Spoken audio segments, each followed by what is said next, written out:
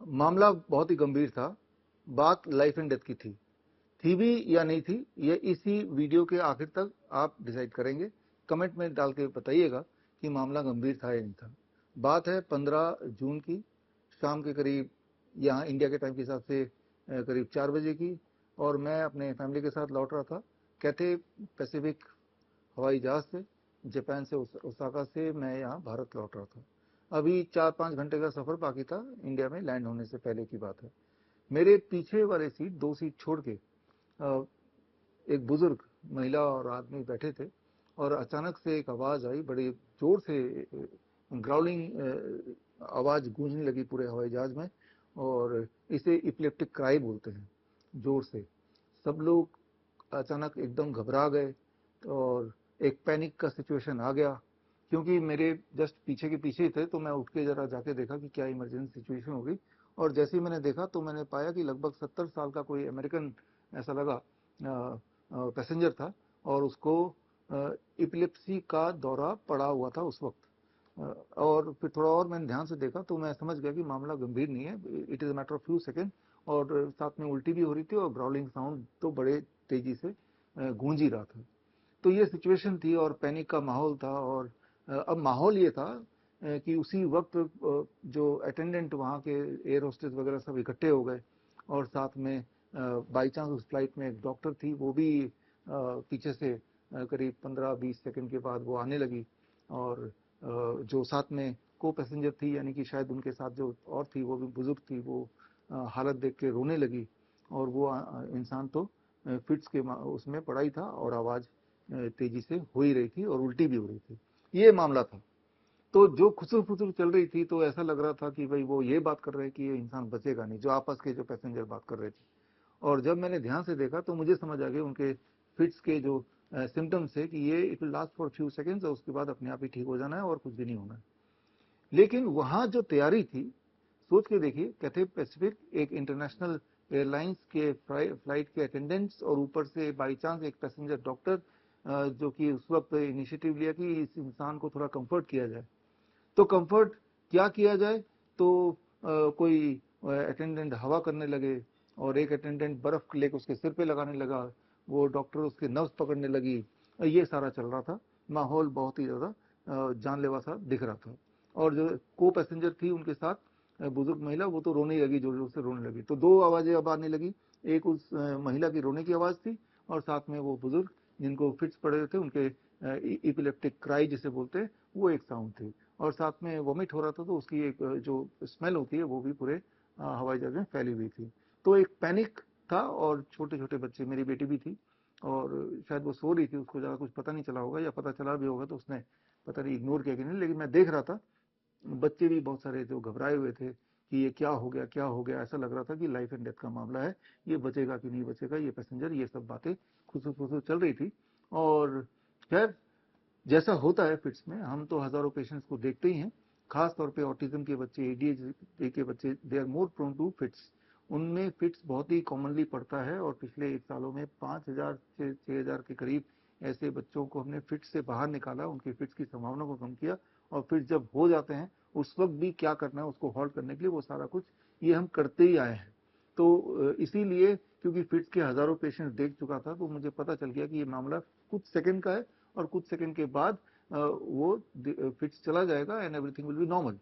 हुआ ये हुआ भी यही कि वो कुछ सेकंड का मामला था। फिर उसकी जो ग्राउलिंग साउंड थी, जो एक इपिलेप्टिक क्राई था, वो बंद हो गया। वॉमिटिंग उसके थोड़ी देर बाद वो भी बंद हो गई, और थोड़ा वो सुस्त पड़ गए वो बुजुर्ग आदमी। और लेकिन पूरे फ्लाइट में अगले जितने भी देर तक फ्लाइट चली, 3-4 घंटे, पैनिक का माहौल बना रहा। और वो जो अटेंडेंट थे, लगातार जब तक फ्लाइट उतरी नहीं, बर्फ सिर पे लगा रहे थे और हवा कर रहे थे, ये सब चलता ही रहा। और जब फ्लाइट उतरी तो अल्टीमेटली वो सज्जन उठे, और बाकी पैसेंजर की तरह खड़े होके निकल लिए। ये सारी कहानी मैं आपको क्यों बता रहा हूँ? ये सारी कहानी मैं इसलिए बता रहा हूँ क्योंकि ये मामला जो दिखने में बहुत भयानक लगता है जब किसी को फिट्स पड़ जाता है, खास तौर पे एक बंद माहौल में। और लेकिन ये मामला उतना भयानक नहीं था। इनफैक्ट ये कुछ भी भयानक नहीं था, ये एक नॉर्मल एपिसोड था, और वो जिनको फिट्स पड़ता है उन्हें पता ही है। लेकिन क्योंकि नॉलेज की कमी थी, ये एक्सपेक्ट करते हैं और उनको ट्रेनिंग भी होती है फ्लाइट स्टीवर्ड्स को, अटेंडेंट को, कि हर तरह के फर्स्ट एड उनको सिखाया जाता है। एक डॉक्टर को भी आप एक्सपेक्ट कर सकते हैं कि एक ट्रेनिंग होती है कि फर्स्ट एड में, इमरजेंसी में क्या करना और क्या डूज एंड डोंट्स हैं, ये सब बताया जाता है, ऐसा आप मान के चलते हैं। जबकि वहां के माहौल को देख के, ऐसे पहले भी माहौल मैंने कई सारे देखे हैं, मैं एक एपिसोड में इसलिए बता रहा हूँ क्योंकि ये रिसेंट बात है, पिछले हफ्ते की बात है, जब मैं जापान से वापस लौट ही रहा था। तो होना ये चाहिए था कि जो फ्लाइट अटेंडेंट है या फिर कोई भी, अगर वो पैसेंजर डॉक्टर भी है, उनको लोगों को शांत करना चाहिए था कि भाई ये मामूली से फिट्स है, अभी ठीक हो जाएगा, और आश्वासन देना चाहिए था, और जो मरीज है उनको उनके हाल में ही छोड़ देना चाहिए था। That should be the thing, क्योंकि ये अपने आप ही रिजॉल्व होता है, और रिजॉल्व होने के बाद सब कुछ नॉर्मलाइज हो ही जाता है। तो ये थोड़े से सेकंड की बात है। लेकिन इसके विपरीत हुआ क्या, जब तक फ्लाइट लैंड नहीं किया, सारे पैसेंजर्स का अटेंशन सिर्फ उस पेशेंट पे ही था जो कि ठीक हो चुका था, और उस पर लगातार हवा किया जा रहे थे, और बाकी जो अटेंडेंट वगैरह थे, जो फ्लाइट स्टीवर्ड्स वगैरह थे, जो एयर होस्टेस थे, वो भी उसके आसपास ही खड़े होकर भीड़ जमा करके कि मानो कि सब के सब कुछ ना कुछ करने में लगे जिसकी कोई भी आवश्यकता थी नहीं। ये सारी बातें मैं इसलिए बता रहा हूं क्योंकि ये जो सिचुएशन है, ये सिचुएशन कभी भी किसी को भी किसी के साथ आ सकती है। सिर्फ फिट्स की बात नहीं कर रहा हूं, कई तरह की मेडिकल इमरजेंसीज ऐसी होती हैं जिनमें दिखने में भयानक होती हैं, लेकिन उसमें मामूली से बदलाव, जैसे करना ये चाहिए, अगर फिट्स को वहीं रोकना है तो आप कुछ खास एक प्रेशर पॉइंट है, जैसे यहाँ पे अगर ठीक से आप 3 kg के प्रेशर से आप 2 मिनट के लिए दबा दो तो पेशेंट को काफी रिलीफ मिल जाता है, या वो हॉल्ट होने लगता है। या कोई तीखी चीज अगर स्मेल कर ले पेशेंट उसी वक्त, तो हाथों हाथ वहीं हॉल्ट होने लग जाता है, फिर वहीं पे हॉल्ट हो जाता है, और जो सिम्टम्स थे वो भी वहीं पे खत्म हो जाते हैं। छोटी सी बात है, लेकिन ऐसा लगा मुझे कि ये सारी बातें ना तो उस डॉक्टर को पता थी, और फ्लाइट में जो पैसेंजर थे उनको तो पता होने का सवाल भी नहीं है, और वो जो स्टीवर्ड्स थे या फिर जो एयर होस्टेस थे उनको भी इस चीज की ट्रेनिंग नहीं थी, जबकि फिट्स आजकल बहुत कॉमन होता जा रहा है। तो यहाँ पे जरूरत है एजुकेशन की, नहीं तो पैनिक में एक पेशेंट का नुकसान भी कर सकते हैं। जिस चीज की पेशेंट को जरूरत नहीं है, जबरदस्ती वो चीज करेंगे तो पेशेंट को नुकसान भी होगा। तो ये सारी चीजें मैं इसलिए बता रहा हूँ क्योंकि ये चाहे वो फिट्स बोले, या किसी का हाथ अचानक टूट गया, किसी का पैर में चोट लग गई, जो कोई भी ये नहीं बोल सकता कि मैं तो बिल्कुल इमरजेंसी प्रूफ हूँ, मुझे किसी तरह का कोई मेडिकल इमरजेंसी आ ही नहीं सकती या मेरे आसपास नहीं आ सकती। ये तो कभी भी किसी के साथ हो सकता है, लेकिन अगर राइट नॉलेज अगर करेक्टली पता हो तो इंसान पैनिक नहीं करेगा, नंबर वन। नंबर टू, इंसान कुछ ऐसा करेगा जिससे उस पेशेंट की या उस विक्टिम की उस वक्त मदद की जा सके, ताकि वो वाली सिचुएशन को बड़ी जल्दी आसानी से काबू में लाया जा सके। फिलहाल इस वाले केस में तो कुछ करना ही नहीं था, करना ये था कि कुछ नहीं करना था, लोगों को आश्वासन देना था कि भाई आप आराम से अपने अपने सीट में बैठो, it is a normal episode, ये कुछ सेकंड में रिजॉल्व हो जाएगा, और रिजॉल्व होने का देखिए रिजॉल्व हो गया, now the patient is taking its own time. तो कुछ देर तक सुस्ती रहेगी, कुछ देर तक नींद आएगी, कुछ देर तक पेशेंट यूं ही हाफ स्लीप में पड़ा रहेगा, और फिर समय के साथ वो रिवाइव हो जाएगा। इसमें कुछ करने की जरूरत नहीं होती। डिसाइड कि जब फिट्स पड़ रहे हैं तो उस वक्त हॉल्ट कैसे करना है। कोई तीखी, जैसे मान लो प्याज है, उसको सुंघा दिया, जो कि हो ही सकता है, लहसुन उसको सुंघा दिया, तो तीखी चीज है तो सुंघाओ, या फिर आप एक्यूप्रेशर पॉइंट कर दो, और ये नहीं भी करो तो भी it will resolve with in few seconds for most of the people. कभी कभी ऐसा जरूर होता है कि फिर थोड़ा लंबा चल जाता है, वो थोड़ा सा और फिर डैमेजिंग, फिर उसके कुछ अलग फिर मेथड्स होते हैं उसको वहीं पे होल्ड करने के। तो खैर, ये इंपॉर्टेंट नॉलेज है। इससे दो बातें हैं, एक तो ये नॉलेज सबको होनी चाहिए, सबसे पहली बात, और दूसरी बात, ये नॉलेज होती नहीं है, ये बात भी साबित होती है कि जाहिर सी बात है, अगर कोई इंटरनेशनल फ्लाइट है तो सारे के सारे जो लोग हैं मोस्टली वो एजुकेटेड ही होते हैं, अमीर भी होते हैं, तभी जाके इतना ट्रेवल कर रहे हैं। अमीर भी हैं, एजुकेटेड भी हैं, और जो फ्लाइट के अटेंडेंट्स हैं वो ट्रेंड भी हैं, उनको खास ट्रेनिंग मिलती है, और वहाँ पे एक डॉक्टर था एक्सपेक्टेडली, वो भी ट्रेंड है तभी डॉक्टर हैं। लेकिन कोई काम, किसी की कोई नॉलेज काम नहीं आई, इनफैक्ट उससे उस पेशेंट की, यानी कि विक्टिम की, और विक्टिम के साथ जो को पैसेंजर थे उनका पैनिक और बढ़ गया, क्योंकि सब लोगों के एक्शन से यही प्रतीत होने लगा कि इंसान की हालत गंभीर है, अब न जाने कब इसकी मौत सामने हो जाएगी। बस इतना सा नहीं हुआ कि भाई हवाई जहाज हो, यह भी था कि कहीं जल्दी से कहीं लैंड करा लेते हैं, जबकि करना क्या था, करना यह था कि कुछ भी नहीं करना था। तो कई बार कुछ नहीं करना he is the best option. कुछ करेंगे, पैनिक क्रिएट करेंगे, वो पैनिक एडिशनल बर्डन देगा पेशेंट को भी, विक्टिम को भी, और साथ के फैमिली मेंबर जो भी है उनको भी देगा। और पैनिक में इंसान कई बार कुछ गलत भी कर सकता है जो विक्टिम के लिए नुकसानदायक भी हो सकता है। तो इससे एक सबक तो आपको मिलता है कि कभी भी अगर आपके साथ या आपके अपनों के साथ कुछ भी हो जाएगा तो आसपास के लोग हैं, मोस्टली आप याद रखिए, उनको इमरजेंसी में कैसे हैंडल करना है, चाहे वो डॉक्टर भी क्यों ना हो, उनको पता ही नहीं है, उनको पता ही नहीं है। और ऐसा जो मैंने एक इंसिडेंट बताया, ऐसा इंसिडेंट अक्सर हमने देखा हुआ है। इनफैक्ट जो मैं अपनी बात बता रहा हूँ कि 5,000 से 6,000 ऑटिज्म के बच्चों को जो हमने पिछले 1 साल में डील किया, जिसमें काफी बच्चों को फिट्स पड़ते रहते हैं, और वो भी जब हॉस्पिटल जाते हैं तब भी डॉक्टर्स जो इलाज करते हैं वो ठीक उल्टा ही करते हैं, जिससे उसकी फिट्स की संभावना और बढ़ी जाती है। तो जो बेसिक सी बात है, जो बेसिक मेडिकल इमरजेंसी है, जैसे सीजर फिट्स पड़ जाना, एपिलेप्टिक अटैक हो जाना, तो ये इसके लिए भी इंस्टेंटली सडनली क्या करना चाहिए ताकि पेशेंट को रिलीफ दें और ऑनगोइंग जो एक फिट्स पड़ा है उसे होल्ड करें, इसकी भी ट्रेनिंग ऐसा प्रतीत होता है मुझे कि किसी को भी ठीक से नहीं है। और ये सिर्फ मैं एक मेडिकल इमरजेंसी की बात नहीं कर रहा हूँ, ऐसे कई सारे मेडिकल इमरजेंसी हैं जो जब होता है कहीं पे भी किसी भी पब्लिक प्लेस में, तो तब अफरा तफरी मच जाती है, जिससे एडिशनल बर्डन पेशेंट के और उसके फैमिली मेंबर के लिए हो जाता है। होना ये चाहिए कि आजकल जिस तरह से हम हर तरह के एजुकेशन लेते हैं, अब एआई आने के बाद एआई की ट्रेनिंग हम लेते हैं कि कैसे इस नए टूल को यूज करें, या हम पढ़ाई करते हैं अलग अलग सब्जेक्ट्स में ये सोच के कि भविष्य में इसकी पता नहीं कहाँ जरूरत पड़ जाए। अलग अलग भाषाएं सीखते हैं, अलग अलग आप साइंस पढ़ते हैं, मैथ्स पढ़ते हैं, हिस्ट्री पढ़ते हैं, ज्योग्राफी पढ़ते हैं, इसी उम्मीद से ना ये एजुकेशन देते हैं कि इस एजुकेशन की भविष्य में कहीं जरूरत पड़ेगी। लेकिन जो सबसे ज्यादा जरूरी चीज है दैट इज लाइफ। लाइफ में अगर मेडिकल इमरजेंसी हो तो इसकी भी तैयारी क्या हमने की है? हमने तैयारी नहीं की, हमने सोचा ये काम हमारा नहीं, किसी डॉक्टर का है। क्या उस डॉक्टर ने तैयारी की है? क्या आपको लगता है कि कोई डॉक्टर मेडिकल इमरजेंसी ऐसे हैंडल कर सकता है? तो खैर आप ही अपने तरफ से जितने सारे डॉक्टर्स को आप जानते हैं, इस वाली सिचुएशन को बताइए कि आप अगर आपकी आंखों के सामने किसी का को फिट्स पड़ जाए तो उस वक्त उस फिट्स को कैसे होल्ड करेंगे, उस डॉक्टर से पूछिए। तो आप जवाब देख के हैरान हो जाएंगे। वो सिर्फ इतना बोलेगा एम्बुलेंस ले आओ और उसको हॉस्पिटल ले जाओ। अरे भाई, फिट्स जो है वो अपने आप में ही 1 मिनट 2 मिनट लास्ट करेगा हाथ से, तो उसी 1 मिनट 2 मिनट में करना है ना। एम्बुलेंस जब तक आएगी तब तक तो इंसान ठीक होकर रिवाइव भी हो चुका होगा, है ना। तो वो जो 1 मिनट का समय है या वो 30 सेकंड का समय है, उसी वक्त क्या करेंगे, अगर ये सवाल आप पूछेंगे तो कोई जवाब ना तो डॉक्टर के पास होगा, ना so called trained airport staff उनके पास होगा, ना ही जनरल पब्लिक के पास होगा। जबकि इसके एविडेंस बेस्ड तरीके, मेथड, जो प्रूवन मेथड्स हैं जिससे हम किसी के फिट्स को वहीं होल्ड कर सकते हैं, या फिर किसी को एंजाइना पेन है, फॉर एग्जांपल एंजाइना है, उसको हार्ट अटैक ऑनगोइंग है इस वक्त, तो अभी रिलीफ कैसे देना है ताकि उसको रिलीफ मिल जाए और ऑनगोइंग हार्ट अटैक में के होने के चांसेस को हम कम कर पाए। तो यहाँ भी आपका जो पोस्चरल मेडिसिन का टेक्निक है वो काम आ सकता है उसी वक्त उस पेशेंट को रिलीफ देने के लिए।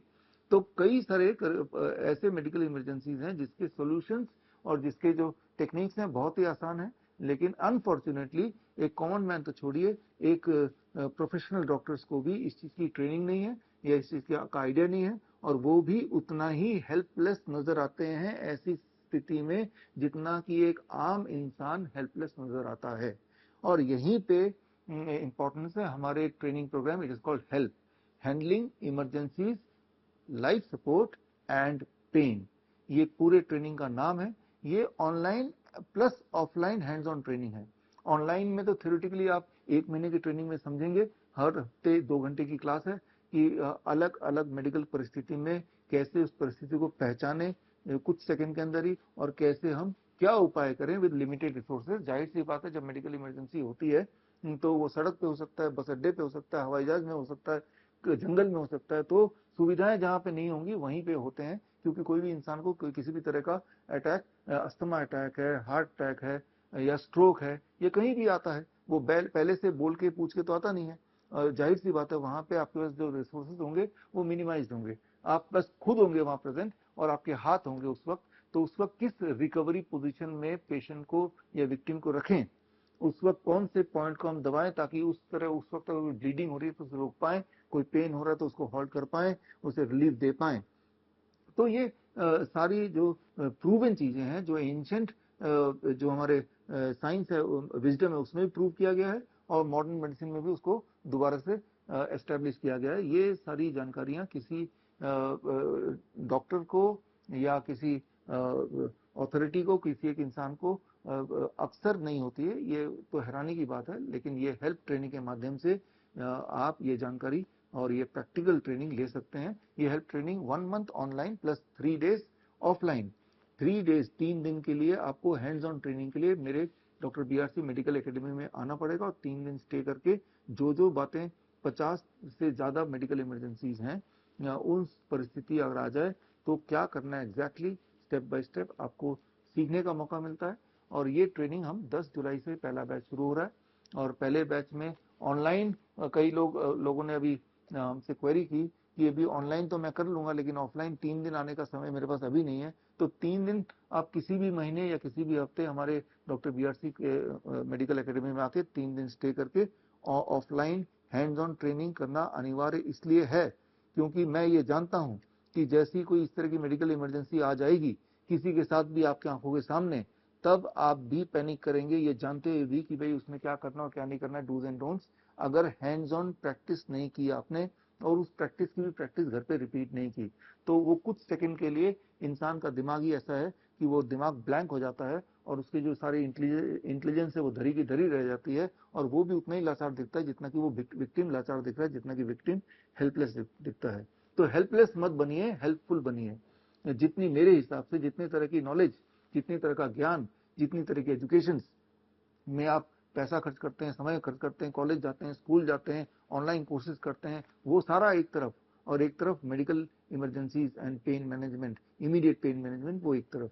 सोच के देखिए, एक इंसान जिसको सबसे ज्यादा आपकी हेल्प की जरूरत जब है उस वक्त अगर आपने मदद कर दी जिससे उसका लाइफ, उसके जिंदा रहने के चांसेस बढ़ जाए, इससे बड़ी नॉलेज और क्या हो सकता है। जाहिर सी बात है इस तरह के मेडिकल इमरजेंसीज के टेक्निक्स को सीख के आप, हो सकता है कि इसके ये आपका कमाई का जरिया नहीं बनेगा, कमाई का जरिया बनेगा आप पुण्य कमाएंगे। क्योंकि सोच के देखिए, किसी इंसान को हेल्प की जरूरत थी, यानी कि कोई मेडिकल इमरजेंसी आ गई, मान लो सिर ही फट गया किसी का, आपकी आंखों के सामने कोई एक्सीडेंट हो गया, ब्लीडिंग आ रहा है, तो अब उसको किस पोस्चर में हम रखें ताकि एंटी ग्रेविटी पोस्चर, ताकि उसकी ब्लीडिंग हम मिनिमाइज कर पाए। और ब्लीडिंग को रोकने के लिए हमें एग्जैक्टली उसको क्या करना चाहिए ताकि जब तक उसे हॉस्पिटल नहीं ले जा रहे तब तक उसका ब्लड लॉस कम से कम हो। ये छोटी छोटी बातें हैं जिसके लिए बड़े बड़े इक्विपमेंट की जरूरत नहीं है, जरूरत है तो basic understanding of the human body, how it works. आपको ये समझना पड़ेगा, जैसे कि मैं अभी बैठा हूं, आप भी हो सकता है बैठ के वीडियो देख रहे हैं, तो इस वक्त हमारी ग्रेविटी काम कर रही है जो नीचे ब्लड को खींच रही है, और लेकिन हमारा हार्ट काम कर रहा है जो ब्लड को ग्रेविटी के अगेंस्ट सिर तक पहुंचा रहा है। तो ये एक ब्लड सर्कुलेशन चल रहा है। इस ब्लड सर्कुलेशन की ठीक से नॉलेज होने से आप ये समझ जाएंगे कि किसी भी परिस्थिति में हम बॉडी को मैन्यूवर करके ग्रेविटी का ध्यान में रख के उस पेशेंट को कैसे रिलीफ दें, चाहे वो कोई पेन सिचुएशन में से गुजर रहा हो, जैसे एंजाइना पेन हो गया हो, या कोई किसी फ्रैक्चर किसी का हो गया हो, या हेड इंजरी किसी की हो गई हो, या फिर फॉर दैट मैटर किसी को कुत्ते ने काट लिया हो, तब भी हम क्या करें कि उसकी ब्लड की सर्कुलेशन को थोड़ी देर के लिए हॉल्ट किस तरह से हम रीरूट करें या किस तरह से मिनिमाइज करें ताकि उसमें जो डैमेज है वो कम से कम हो, या जो पॉइजन है वो कम से कम स्पीड से फैले, या पॉइजन से पहले ही हम क्या इंटरवेंशन करें ताकि इंटरनल डैमेज को हम मिनिमाइज कर पाएं।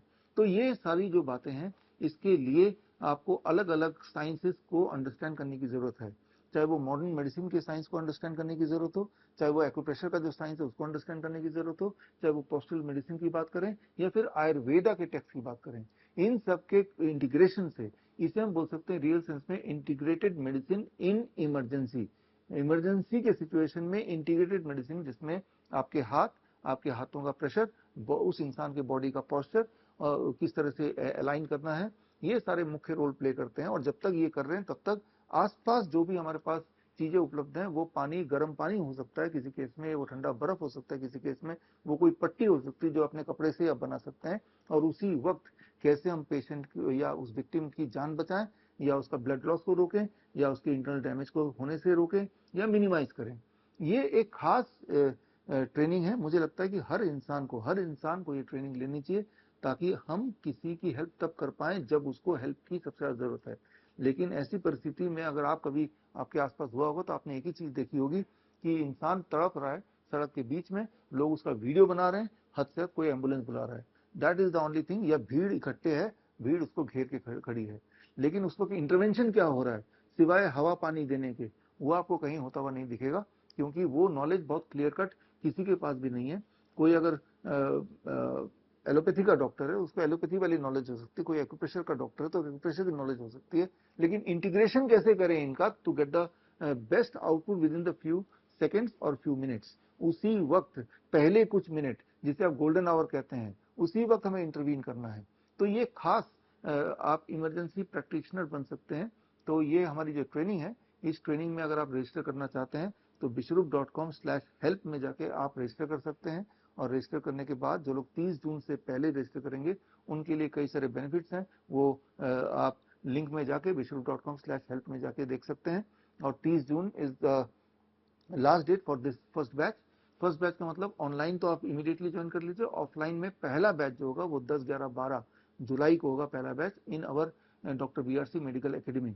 हमारा मेडिकल एकेडमी दिल्ली एयरपोर्ट से करीब 1.5 घंटे के रास्ते पे है, समालखां में है, और यहाँ आके 3 दिन आप मेरे साथ समय बिताएंगे। पहले बैच में, एक बैच में करीब 24 लोगों का एक बैच होगा, 24 लोगों का, और ज्यादा, और हर हफ्ते या एक हफ्ते छोड़ छोड़ के हम नया बैच बनाएंगे। पहले बैच में मैं खुद रहूंगा और उसके बाद बाकी बैचेस में हमारे जो ट्रेन डॉक्टर्स हैं, इमरजेंसी एक्सपर्ट्स हैं, वो एक्सपर्ट्स रहेंगे और आपको ट्रेनिंग देंगे। तो अगर आप पहले बैच में आते हैं तो एक अपॉर्चुनिटी है मेरे लिए भी और आपके लिए भी एक दूसरे से मिलने का।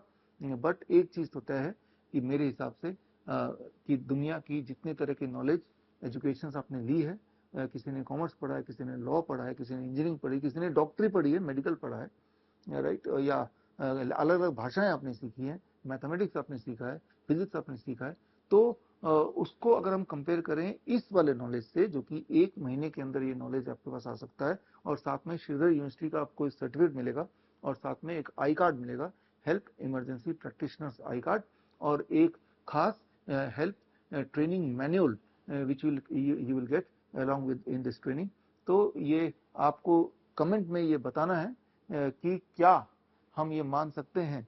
मैं तो यही मानता हूं कि एक तरफ दुनिया की सारी नॉलेज और एक तरफ वो नॉलेज, जो नॉलेज आपके लिए या किसी के लिए तब हेल्पफुल होगी जब उस इंसान को हेल्प की सबसे ज्यादा जरूरत है।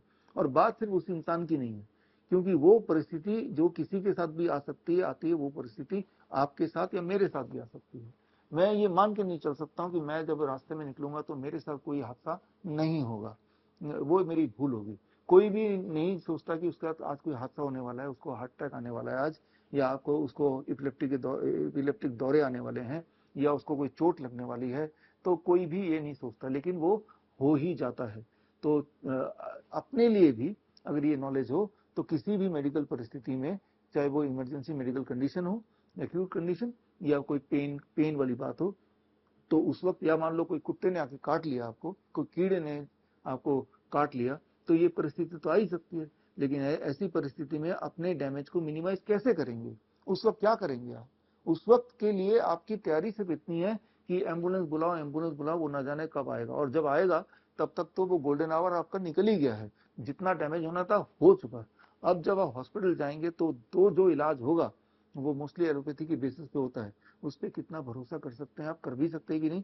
मुझे लगता है कि ये सवाल मैं पूछूंगा तो आप चौंक जाएंगे कि हम भरोसा कर सकते हैं कि इमरजेंसी में जब हॉस्पिटल जाएंगे तो जो भी इलाज करेंगे उससे उस विक्टिम के वेलफेयर के लिए बढ़िया होगा। इस पे मैंने एक किताब निकाली है, किताब का नाम है मेडिकल सुपरस्टिशंस।